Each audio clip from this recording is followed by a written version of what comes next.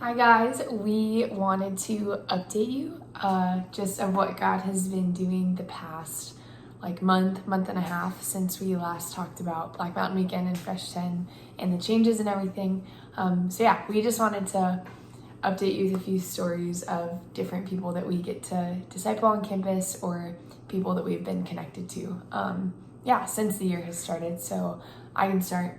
Danny's gonna close, and then we can give anyone else, and then we're gonna give a few ways to pray in the comments. But yeah, two things that come to mind. So if you remember from last time we talked, the structure changed a little bit, and we are putting an emphasis on going through the Gospels with non-believers in like a Bible study, more evangelistic, and then people like believers meet for accountability kind of every other week or for shorter amounts of time. And so because of that, a lot of our students have gotten the opportunity to read the Bible with more people because they have more time.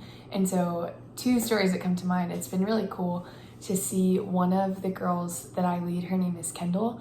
She has just really understood the idea that if God has saved her, then in every space that she's in, she really gets the privilege to talk about him, and it's not a burden, but it's a joy.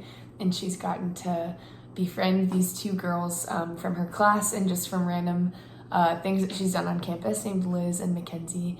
And it's been cool to watch God change Kendall's heart towards sharing the gospel, and she's actually gotten to share with them, and one of them has agreed to read the Bible with Kendall. And so that has been cool to watch God work both in her but also use her to reach Liz and Mackenzie, and we want to see them come to faith. And the other the other story is one of the girls I lead. Her name is Emma. She works at a coffee shop in Raleigh, and she got to share the gospel with her coworker who she had a conversation with her, and it seemed like this girl felt pretty hopeless, and she got to share the good news that Jesus offers her hope. And so they've gotten to read the Bible together a couple times. And yeah, I think it's just been cool to watch God work in the mundane weeks and the ordinary weeks, like he really is pursuing people at State and just in the Triangle in general. So yeah. And then two stories that I'll share. The first one is I get to disciple a guy named Jared, and Jared disciples a guy named Ethan. Ethan, after the Summer Over City project, felt really called to go back to the people that he was saved out of. He was saved in a similar story to mine, out of a lifestyle partying, and so he felt like God was calling him to rush this semester and pledge, and he started pledging for a fraternity for Delta Sig. He's not drinking, but he'll go to parties and he'll just try to share the gospel with his pledge class and his brothers, and he's gotten to share the gospel many times, and he just got to start reading the Bible with another guy in his pledge class, which is really cool. And then a story from my personal ministry is met this guy named Tim, and he's from Maine, and we go to the gym together every week, and we got to start to read the Bible a couple of times. He recently decided he wanted to stop for a little bit and just kind of think, but that was the first time he had ever even opened a Bible together. So praying that God's word would pierce his heart.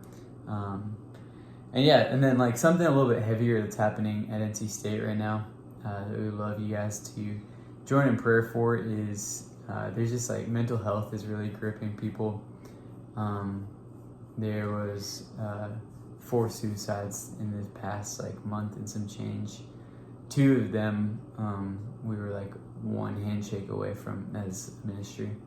They weren't in Summit College, but they were friends with people in Summit College. Yeah, which is it's really sad, and so we put the prayer points below. But the one that we've been praying as a staff team is that that the gospel would get to people who are thinking of taking their own life, and they would understand the hope and love of Jesus before taking that action, preventing that action. And so please join us in praying for that, and pray for the other things we put below.